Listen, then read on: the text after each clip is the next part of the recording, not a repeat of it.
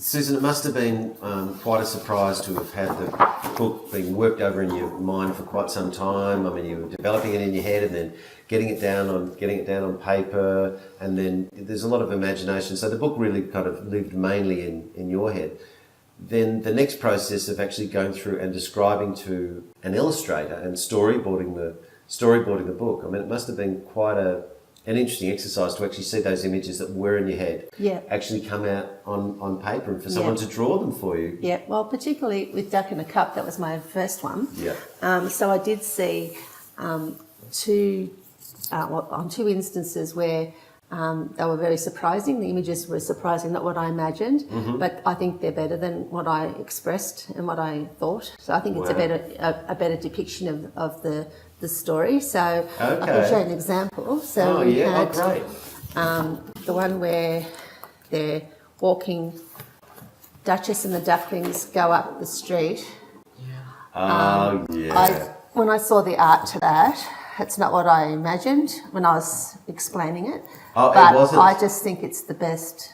It's the most beautiful art. It's beautiful, spread over the two pages. Yeah, over the 2 pages, and then you have that lovely, the washed look, and it's just perfect. It just worked out really well, and that's why that's what Cass does. She just picks up on what the meaning is. Yeah, I mean, they're all the right size, and you can't quite see Mum. And of course, they'd be wearing raincoats on a wet day. I mean, it's not like ducks are waterproof or anything.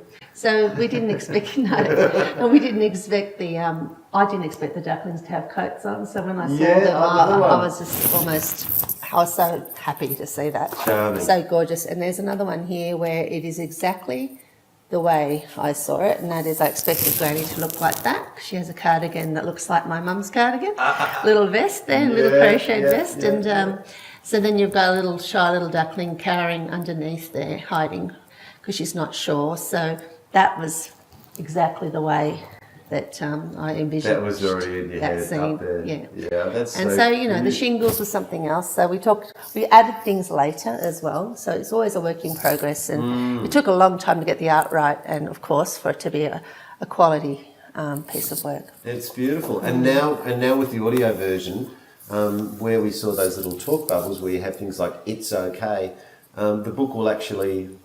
It will speak those words, won't it? But what do you need to do to the book to make it speak? I mean, does the book just keep on talking, or do the kids have to do something? Or? Yeah, it's a fully interactive book, audio book, in that the children have to touch the part of the screen where the writing is.